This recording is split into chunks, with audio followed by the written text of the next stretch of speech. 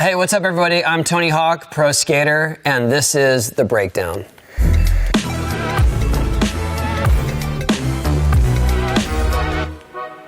What, in your opinion, is the best skate movie you've ever seen? The best depiction of skating?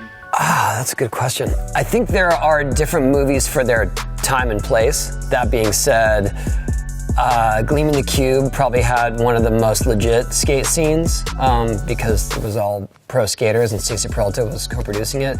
And surprisingly, Police Academy 4. We were the stunt crew and we were allowed to just do whatever we wanted. So we had free reign to go downtown in Toronto and close off spots and do wall rides and jump over fountains. And so that one was kind of like a legit street section. I think the apex of skating in a movie was Back to the Future. That inspired a whole generation of kids to start skating. Not the best skate segment, but it was enough to get them into it. I have seen Grind. I politely declined any role in the movie for obvious reasons. All right, so here's Grind.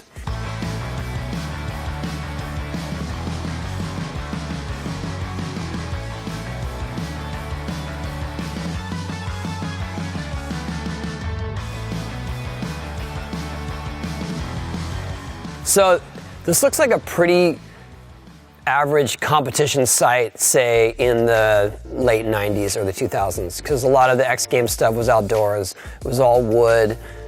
Street courses were actually more like ramp courses, so a lot of transitions, a lot of coping, and that's what you're seeing in the background. So this looks fairly legitimate so far. Oh, I forgot Randy Quaid was in this. And there's a quarter pipe. Blunt fakie, that's a solid trick. Feeble grind on a really low rail. And so that kind of stuff, like the nose manual, going across, like these are all standard rail tricks. Hold on, just pause that. So, for instance, the one where the guy did a nose manual up on the deck of one of the quarter pipes, that's not something you're gonna see in competition because the quarter pipes at the ends are usually just for getting from point A to point B. If he's gonna do any sort of nose manual trick, it would be a nose grind. So if he was actually grinding on the coping right there, I would believe that that was a skate competition trick. This is just more for show.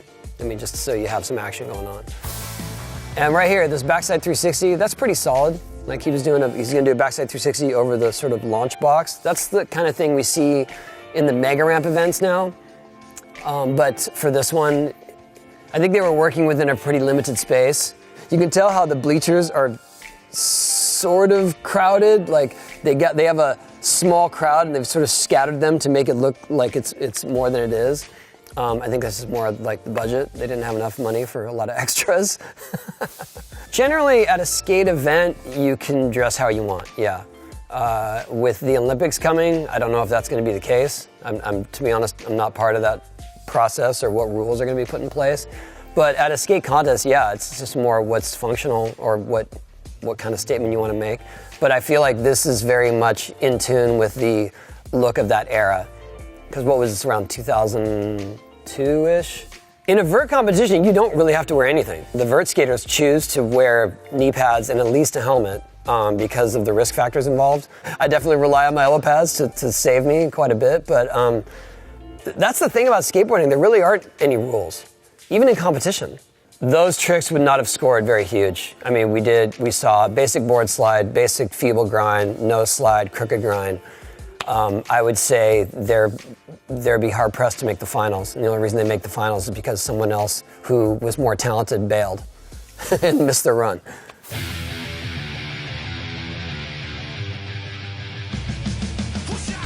Okay, so this is more vert skating.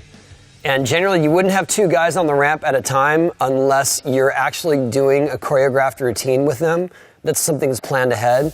It's not some battle, it's not some last man standing type of thing where two people enter the ramp and then only one is like, it's one at a time. We're just getting vert. Otherwise, it gets really dangerous. And right there, we have Bucky Lassick, who I assume is doubling for whoever. That's a McTwist. That's solid vert trick, still to this day, will get you points. Those are all real companies. A few still exist. America, and Etnies are all the same umbrella group. That's the shoe company they got in to sponsor or to give product to the movie. I think if you have the crowd behind you, it definitely helps. And especially if you're in competition mode, they might encourage you to try something that maybe you've been debating. I would credit the crowd for getting me to land my first 900, because that night I really didn't expect to even try it. And then once I started trying it and the crowd was so hyped on it, I thought I gotta do it for them. Right there is a backside 360. That's a super hard trick. You're landing blind to the ramp. That's the worst angle you could have had on it. But okay, so it went straight from backside 360, and then suddenly he's turned the other way. So bad editing there. See, right there he's going backwards, and then he's going forward again into a nose grind. And I can tell you from years of experience, you would never, ever, ever drop in on someone who's just landing a nose grind. That doesn't happen. It's almost like he tried to cut him off on a wave. Okay, so that right there was Bucky's signature trick. Frontside cab, heel flip, frontside air. And that was Bucky's trick. He was the only one that could do it at the time. It was almost like having this trick in the movie gave it that validation. They're like, we do have pro skaters in this movie and doing some of the hardest tricks. Yeah, that's just absurd. What, is it interference tap? I don't know. You would never be willingly interfering with someone's run. I would assume you'd be disqualified. I don't know. We've never ever experienced that in skateboarding. So this is exploring new territory. Right there, that's a frontside invert. Pretty standard vert trick.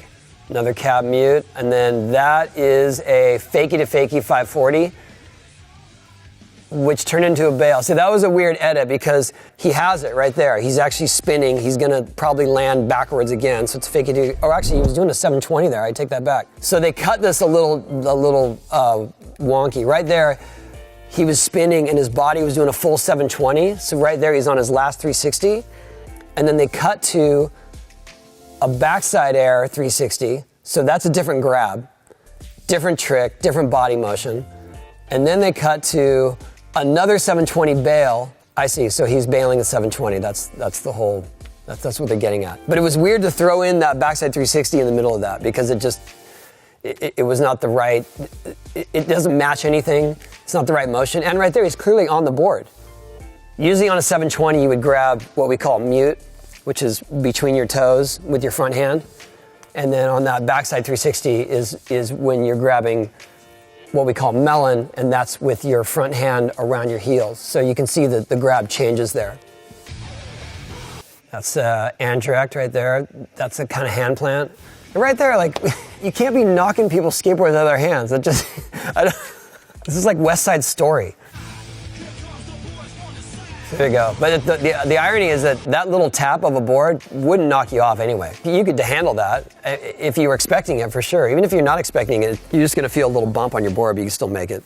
Now like heel flip, big twist, all solid vert tricks, all ones. Okay, I don't remember much about this movie, but this is the most painful sequence for me because this trick right here is a trick that Bucky was working on during that time. It's a heel flip frontside 540. So he's doing a heel flip and his body's doing a full 1.5 spin while going frontside. No one had ever done it. He gets super close right here. You can see how he catches his board and then he's actually putting it back on his feet. That's probably his closest attempt ever right there. And then instead of what I assume allowing him to make the trick and waiting for him to actually get it, they cut to a different grab right there. That's actually a lean melon grab, frontside 540. That is not how he was catching his board. That is not the hand he was using to catch his board, but this is the make. And I remember thinking like, that is such a lame edit. Like, come on. He's doing a frontside heel flip 540 and then you're showing him landing a totally different trick. They never showed Bucky the edit before they put it out. I don't think that we had any say in that. Not we, but as the pro skaters, especially in these days, when we were asked to be in a movie, like it was just more like, you're lucky to be in this. You're lucky to be stunt doubling. You're not controlling this narrative. What did you think of those clips that we saw? I thought the skating in those clips was legit. You know, there's some magical editing. I think that the problem is they didn't have a skater in the editing room. That's it. But the skating that they did document was good. I think Chad Fernandez was one of the few guys that actually got a part and was a skater in it. There were a lot of stunt doubles for the actors, but Chad Fernandez actually had a speaking part. Next up is a movie I'm familiar with, Gleam in the Cube. So this is the warehouse scene. This is actually Mike McGill doubling for Christian Slater. But for this movie, I was in it, we had to teach Christian Slater how to look comfortable on a skateboard. So we would go with him to schoolyards before shooting and spend a couple hours just showing him how to sort of slalom and pick up his board and just look so he looked comfortable. So those scenes where they cut away with him and his upper body, he is actually skating. But the funny thing about this is mostly Mike McGill doing street skating. And Mike McGill is more known as a vert pool skater. But since Mike was like the perfect stunt double for him, they said, okay, we're gonna make this warehouse into your own little street course. And so you see Mike with a rare board slide on a handrail here. So Mike's goofy-footed, and here he is doing a method off the plywood. This is pretty awesome. That is what we would call an alley-oop wall ride. Not an easy trick in any context, but for him to come off onto the flat ground like that, it makes it even harder because he's not going down a ramp. I gotta give Mike props on that one. I mean, this was shot in '89. To this day, that would be a hard trick to make. Okay, so here's the deal. This changes to Rodney Mullen on Rodney Mullen's board. So suddenly his board is about 6 inches narrower than the one he was riding, and Rodney's regular foot. So there's a bit of suspended disbelief in there where it's like, you just have to be in the mix and you have to appreciate that they got Rodney Mullen to stunt double Christian Slater. I mean, we all have to just sort of accept it, because he's a genius. All that rail stuff and that's pure Rodney Mullen. That's his signature stuff. I mean, all those things that he was doing, usually you would just do one at a time and then land on your board with all 4 wheels. He's snapping one into the other and landing on 2 wheels and keeping his wheels up and then going into another trick, like only from the mind of Rodney Mullen. That's why he's truly the godfather of modern street skating. And then all that stuff, we call that a pogo, and all this fancy footwork, like that's all straight from late 70s, early 80s, and even 360s. Like no one can do 360s these days. And then right there, he's on 1 wheel. Chuck Taylors were pretty standard for skaters, especially in the sort of early, mid 80s. There weren't that many skate shoes available. Vans didn't really come on the scene until the early 80s, so I have plenty of footage in Chucks. And this is the Amazing Spider-Man, which I am honestly not familiar with. Okay, not sure what was going on there. It looked like he was trying to ollie. He's regular foot there, and right there he was goofy-footed. So he's definitely switching his stance up, which means we know there's more than one person stunt doubling him. That's a weird edit right there with the 360 on the ground. But he like tried to ollie and he kept his foot on the board. You can see that his foot is attached to his board in an unnatural way. So definitely his back foot right there is stuck to the board somehow with something other than gravity. So that's a tell right there where it's like, all right, we're not in reality here. And that right there is a kickflip to fakie on a legit vert wall. Okay, super fake there, real, super fake. How do you keep your feet on a skateboard when you do a backflip from a wall? I've been skating a long time, I've seen a lot of stuff, but I know that's not real. I actually know the stuntman who did that, William Spencer. He must have had the skateboard attached to the shoes, and to go around and do a backflip and be confident enough and skilled enough to know that you actually are going to land on your feet is pretty awesome. Because that's risky. Like, it's like, imagine that you strapped a snowboard to your feet and someone threw you in a backflip. You gotta still land it. And that's what he did. But we know it's not real. Okay, there's another one where he does the back handspring. It's interesting where they choose to strap his feet to the board. Because if you think about it, his feet are stuck, he can't move them. So they had to have like the perfect position of where his feet are. And I guess it works. Oh, what about forklift? So stationary manuals on forklifts, not really a skate thing. Or handstands on forklifts. So I guess that's where we have to realize that he's Spider-Man. Okay, hold it right there. I'm not saying no one could ollie that high, but you can tell by the way that he's holding the same position as he goes down, that's not the actual height that he jumped down. Because as you jump down something, you have to continually straighten your legs to keep your board on your feet. Like that's just how to sort of counteract gravity and friction. As you're going down, you're sort of keeping your board on your feet until you finally get to the ground and then you compress. And so he's already just stuck in that position. So his board would be flying away from his feet probably halfway through that. And then when he lands, you would generally land and sort of wobble a bit because of the force you put on your board. And a lot of times that forces your wheel to rub on your board itself, and we call that wheel bite. So basically wheel bite is when you land and you land with such force that your wheel hits right here, and that stops your motion. The way he lands, he's super solid. There's no sign of any sort of wobbling. That's how I know that he didn't jump that high. I think it is possible to jump that high. I mean, one of our skaters, Jaws, Aaron Hamoki, holds the world record for 24 stairs. So what Jaws did when he did his huge set of stairs is he put wax right here where his wheel would normally rub, and that allowed his wheel to keep spinning a little bit. But you can see I got a little wheel bite there. I keep my trucks tight too, so.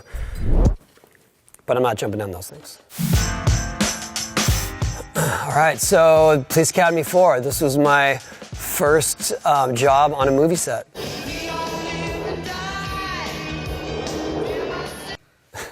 I was doubling David Spade. I can tell you that he did not want to learn how to skate. He was vehemently against it. David already skated. In fact, I think he got hired because he was a comedian and was into skating. So a lot of this stuff you'll see is David really doing his own skating. So this is basically the Bones Brigade. Mike McGill, Tommy Guerrero, Steve Caballero. That's Lance Mountain, that's Tommy. So we put flints in our trucks. And so when we would grind, it would make that sparking sensation. And the boards were like roughly 11 inches, 12 inches wide at that time. I think more like 11. I'm in the pink shirt right there. So I'm David Spade. And at some point in this shoot, I went through a growth spurt. From the time I got hired for this movie to the time it shot, I actually had grown quite a bit. And about a week into shooting, the director said, this guy's too tall to stunt double for David Spade, so we got to get rid of him. And I was quietly let go from the movie. And they brought in Chris Miller, who looked much more like David, but is regular foot. So every once in a while you'll see the stance change in these scenes, and that's Chris Miller. They were trying to get me to stay low. I remember like in these scenes, every time that I'd go by the camera, they'd be like, stay low, stay low. Sorry, David. Okay, so this scene's pretty cool, where we go down the stairs. That was a pretty big set of stairs in those days, and so we all agreed to do it. And if you look at Mike McGill right there in the red, he couldn't ollie that far down the stairs, so he started way further ahead of us and early grabbed it. See how he's grabbing his board? He's actually lifting it up himself. And like, even though at the time we were like, that's kind of cheating, that's super hard. Early grabbing stairs is no joke. So I find that interesting. Every time I see that clip, I think, I can't believe Mike early grabbed 2 sets of stairs like that. So during this shoot, if we came to a stunt like that, we learned early on that if we acted nervous about the stunt, that they would give us extra money. So they said, we'll give you guys a stunt bump. And so we would come upon that like, oh man, I don't know. And they're like, okay, we'll give you guys each $200 extra. Like, oh, okay. We had no idea that was like the secret to doing stunts at the time. The coolest part about this is that we were on a Hollywood production, so we just had free reign of downtown Toronto. So if we chose a spot, they would go get it approved. This is the kind of thing that I used to do as a teenager. We would get arrested for that in a parking garage. And here we had full approval and we're getting paid for it. It was crazy. That's David. So this is all really David Spade doing his own skate stunts. That's called a ho-ho. In the 80s, that was kind of a thing where people were emulating tricks from a vert ramp and doing handstands and hand plants. And then if you could let go of your board and balance it on both feet, that was called a ho-ho. I think the idea that cops are prejudicing at skaters just because it came from the time when there were no skate parks around and the only places to skate were private property or public property. And so you would go literally make the urban landscape your skate park because all the skate parks were closed down, especially in the early 90s. And I think that's when it got at the height of the sort of friction between skaters and cops, because cops were just kicking people out everywhere, but not providing places for us to do it. I liked it. I liked how it represented skating, you know, during its sort of underground revolutionary time period in the early 90s. Mid 90s, of course, but I associate skating's sort of rebirth from the years 92 to 95-ish. That was when street skating really came into its own, and I think that's sort of the era that this covers. Yeah, I mean, that's a real street spot right there. There's been quite a few stunts done over that. I think Day One put a ledge across there at some point. I mean, this feels like a real session like that, where people egging each other on to try something. And it's like, yeah, can you ollie it? You know, and everyone has their own skill level, so they're trying to challenge each other with what they think would sort of push their own limits. This gap, like this roof gap, is not huge, but to someone who just started skating, looks terrifying.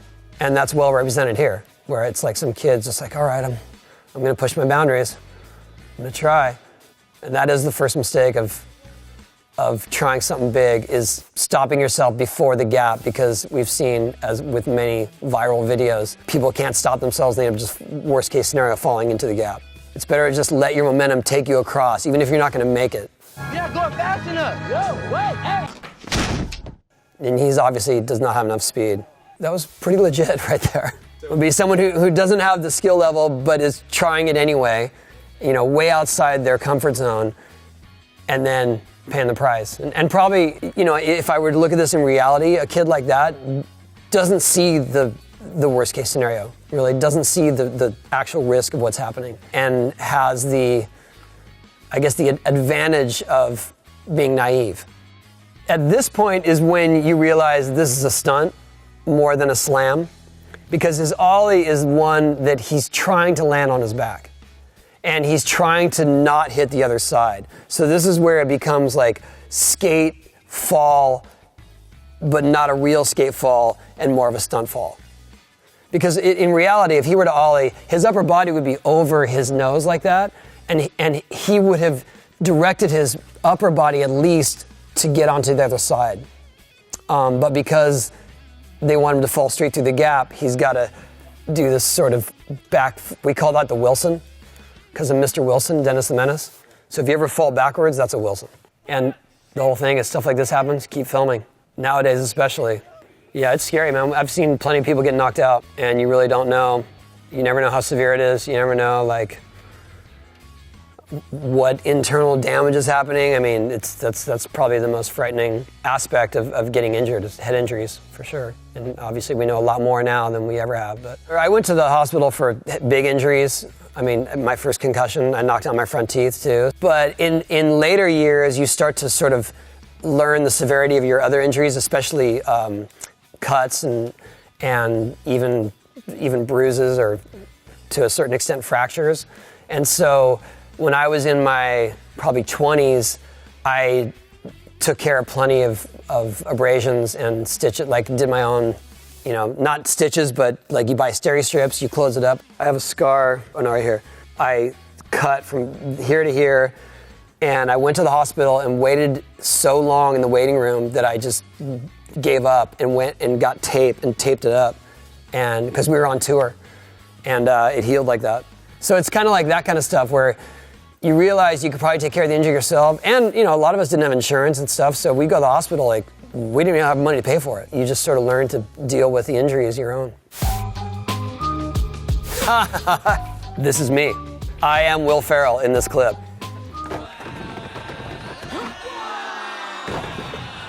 So this is Daddy's Home. We shot this in New Orleans, and I was offered the job of being a stunt double for Will Ferrell at a very minimum price, and the answer is yes, always. If you're asked to stunt double Will Ferrell, whatever price they offer you, take it. I was honored. The only bummer was that this ramp was super small, and so it was hard to do any sort of big vert tricks. We were doing the best we could with like hand plants and rock and rolls, and that's just super basic ramp tricks. So the idea is that he's dusting off his board from the 80s. And then Will gets fired up to demonstrate his dormant skate skills. And he has my board. That's a legitimate production model right there. The wheels are pretty big. I think they're mini cubics. So that's a bit of an exaggeration with how big those wheels are. I would have seen that board in the 80s somewhere. I had to do this first stunt here where you see him up on the roof. And I was actually feeding skate locations to Will Ferrell while he was taunting Mark Wahlberg. So he's talking about, this is how we used to do it. And I would say, like, in Reseda, in Upland, at Whittier. Hey, who'd like to see how we used to do it back in the empty pools of Encino, Castaic, Irvine, Long Beach, Santa Clarita, Santa Cruz, Fremont? So I did this part on a wire right here. That first ollie, I was actually on a harness wire and trying to keep the board on my feet as long as I could until it finally dropped off. So right there.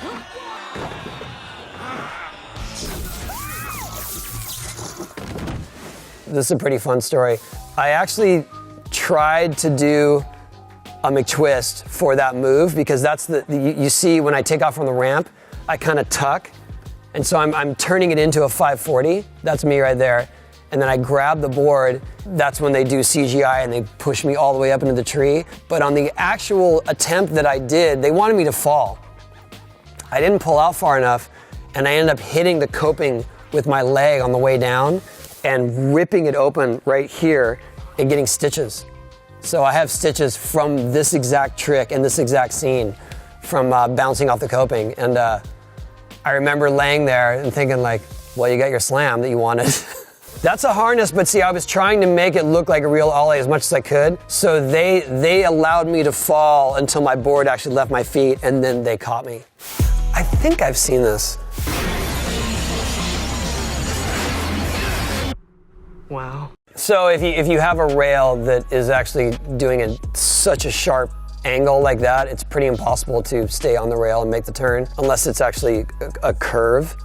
And even then, there are very, very few people that could ever do that. Generally, you wouldn't drop the board and flip it like that, but it is rather fancy. If you're really trying to get speed in a situation like that, you're grabbing the nose and you're running as fast as you can with the board and dropping it. And so to drop it into like a flip like that would slow you down, but here we are. And you can tell that ollie, there's something about the way that, see, he ollies and his board almost goes vertical, and it feels like something else is holding the board to his feet. There's something about that motion that is unnatural for a real ollie. Like it's almost like he did a wall right up to it. There was some invisible ramp leading him up to the rail. And I've never seen anyone grind a handrail with snow on it, but it's possible. He goes from one rail to the next, back to the other one, and then into a 360 grab onto another rail. Yeah, see, now we're in video game territory. It just gets crazy. And I hate to say that this stuff's impossible because I have seen someone actually go from one rail to the next, but in a very smaller setting. But to do it in such a massive area, like with such long stairs, such a long rail, we're way out of reality. So he totally bailed.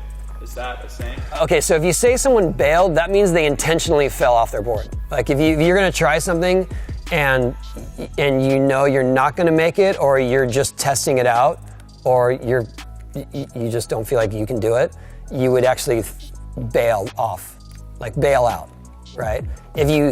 What he did was he tried to make it, so he slammed. A slam is when you think you have it and you're straight into the ground. Bail is intentional, slam is a mistake.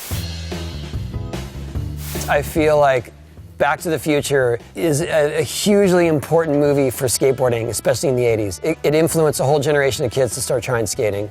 You know, many of the older pros now started skating because of this movie. It influenced them to get their first board. How much money you got on you? Well, how much you want, Biff? So here's an interesting fact about Back to the Future. Eric Stoltz was originally Marty McFly, and they shot with Eric Stoltz for 5 weeks, and he had a stunt double that was a skater, Bob Schmelzer. For the first 5 weeks, they shot with those two guys and shot a bunch of skate footage with them, and then ended up letting Eric Stoltz go. So they ended up hiring Michael J. Fox. So they had to reshoot all the skate scenes, but some of the scenes they still used Bob Schmelzer, even though he wasn't Michael J. Fox's stunt double, because the skating was so good. So that was Perry Willander. Props to both of them. So there's a couple different skaters in this. Whoa, kid, stop. Hey. Boy. I'll get it back to you, all right? And I love the idea that Marty McFly is the one who inspired kids to take the boxes off their skateboards, because that was, I mean, the original skateboards were scooters like that. The only issue that I have with this is that the board itself has 2 sets of trucks, so it has 4 trucks and 8 wheels, and that may seem cool, but if you truly rode a board like that, the trucks would counteract each other. So as you're standing on it, it would kind of force itself to keep going straight. You'd have to get all the way on one side to make it turn, because you only want to be on those 2 wheels or turn the other way on those 2 wheels. So this skateboard would be so hard to ride like that. The original skateboard was a piece of wood with roller skate wheels and trucks, but only 2 in the front and 2 in the back. So you would have 4 wheels. This is an 8-wheeler, but these guys managed to ride it, and you can tell how they sort of forced a kicktail on it. So there's a little pad on the back there. That is not something that would have been on a scooter, but they needed it for this effect, and also so that they could put flints in it, so they could do that sparking thing. Why do movies have to have sparking skateboards? I don't know. But all this is real. I mean, this is holding on to the truck and skitching, I guess we would call it. And then this right here, like, it wasn't a great ollie, but it was real. So that's what I like about that scene right there. He clearly went off a jump ramp because of the angle of the board is already kicked up. So he's not doing a real ollie on that board, and he has use of a ramp. So you can see the real skateboard wheels there. They switched the board up to one that's more functional. So that's like real trucks and real wheels on a board that kind of looks like that stunt board, because they weren't doing the stunts on that 8-wheeler with steel wheels. That just wasn't happening. But on a board that small, with such a dysfunctional kicktail, to do an ollie over a bush like that I thought was pretty impressive. And then this, he's going fakie. That makes it a little bit harder because he's going backwards. That was a pretty good move. It would be hard to actually time the skateboard if it was already rolling backwards. You would have to give it its own sort of push through, but you know, it worked for the scene. I thought it was clever writing. That was a weird stop though, because generally if you're stopping on a skateboard, you're doing it with your heel.